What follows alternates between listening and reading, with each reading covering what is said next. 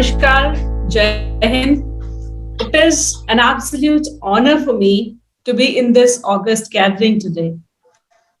I feel like that I have gone back to that environment which has made me today what I am. The Indian Air Force, the military forces per se. I'm proud to be a part of it. The journey of my book. Now coming to it, I would say that no journey is easy. Similarly, the journey of writing this book was also not easy. And it was not just a book. It was something which I undertook to discover myself. It was a journey within. Because any journey that we undertake, either on the slopes of mountains or in any field for that matter, it is never in isolation from the inner self. As is said in our Indian philosophy, when we know about ourselves, we know about the entire world. So I read somewhere, perhaps in Chandogya Upanishad, correct me if I'm wrong, please. But as far as I remember, it was in Chandogya Upanishad. Once you know about the soil, the earth, you know about all kinds of pots, everything that is made of soil and earth. So that is how I have always believed in. As a child also, I was always looking for an opportunity to look within, to connect with nature. And that is how there was an immense urge to explore myself, explore the inner arenas. And once we are on that quest to explore the inner realms, then the outside realms also open up to us. We are awakened to the extreme opportunities that are present in front of us. And in that quest, I came across this opportunity to climb mountains. It was again the Indian Air Force which gave me this opportunity. So all I have in my life, I owe it to my organization. I owe it to the forces, the Indian Air Force. Because I just joined Indian Air Force as a raw young woman and got an opportunity to climb Mount Everest because Air Force had planned, conceived this expedition to send its women officers to Mount Everest in 2011. I just volunteered for it. So the credit to an individual is only till the extent that we take that step forward when an opportunity presents itself to us. A lot of people in this world, you have all seen life, you must have gone through it, and you must have gone beyond it because you have achieved so much. But a lot of young people in this world step back when that opportunity comes. Because with that opportunity comes the possibility to fail, the uncertainty. We are plunging ourselves into the unknown. And that's frightening. So, because we are also ensconced in our comfort zones, we're comfortable there. We do not want to step outside. We do not know what lies beyond that comfort zone.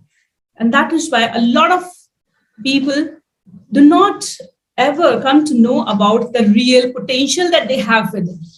And I've always believed that human beings are such a powerhouse, such a storehouse of immense potential, because it is just human beings who have gone to the space. It is human beings who have dived into the oceans. It is human beings who are trying to build colonies on Mars today. It is human beings who have created all these digital paraphernalia through which I can talk sitting over here to a lot of people around the world. So when we can do so much, we can do anything. And coming back to my journey, when Air Force had planned this expedition, I just volunteered.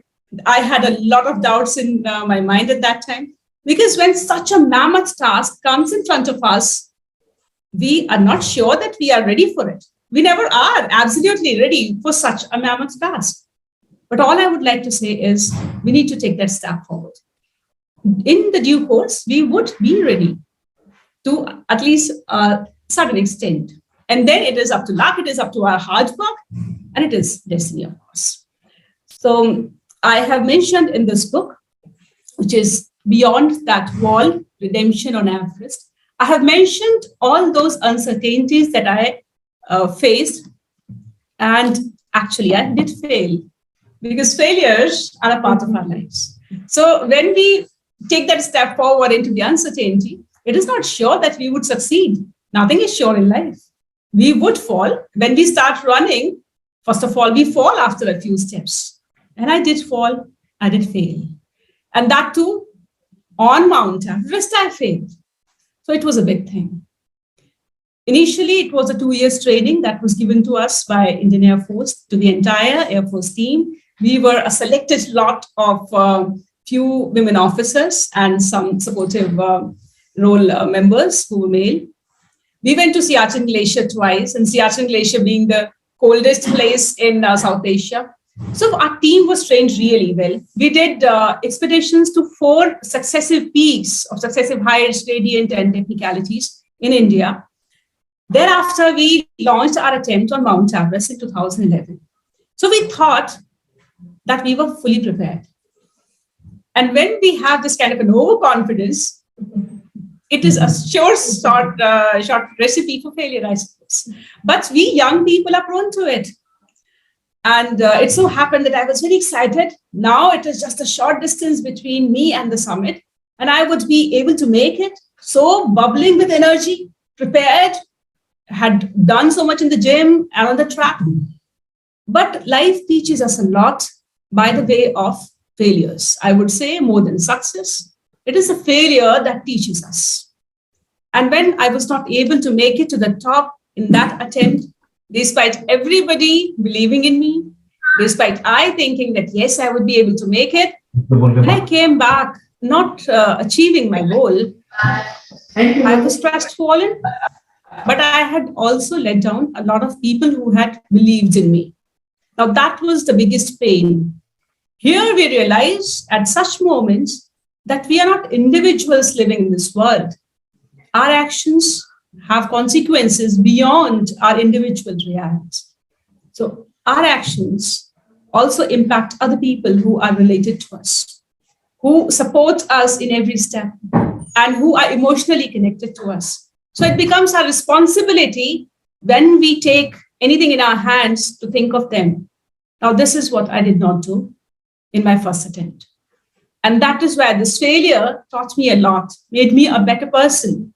When I came back and saw that pain on my parents' face, when I saw the disappointment on my friend's face, I realized that all these people had invested their time, their emotions in me. And I had no right to let them down. Now, all of us need to realize this, that whatever we do has implications beyond us. And we shall extend this realm not only to our own people and the immediate surroundings, we shall extend this realm of our actions, consequences to the entire world. Because later I realized we live in a connected world, as is also in the case of nature. Nature has created human beings and all the other creatures in a connected fashion. That is what we say, the food web or anything, that entire ecosystem which we read about in our biology books and environment books. So those books do not just teach us theoretical knowledge. I suppose we shall implicate these things in our day-to-day lives. Thereafter, that transformation happened. And my mother was instrumental in it because she gave me a harsh scolding after I came back. So I have been blessed with a mother who does not listen to my excuses because she knows me inside out. She knows how much potential I have and how much of it I have utilized and where I have stopped myself because of my own problems. That I am really blessed to have that person who can pinpoint those walls within me. We all human beings have these walls. Now, this book, which I have written, its title is Beyond That Wall. And the wall that is over there on Everest is called Lhotse Wall. There is a wall on Mount Everest in the Midway.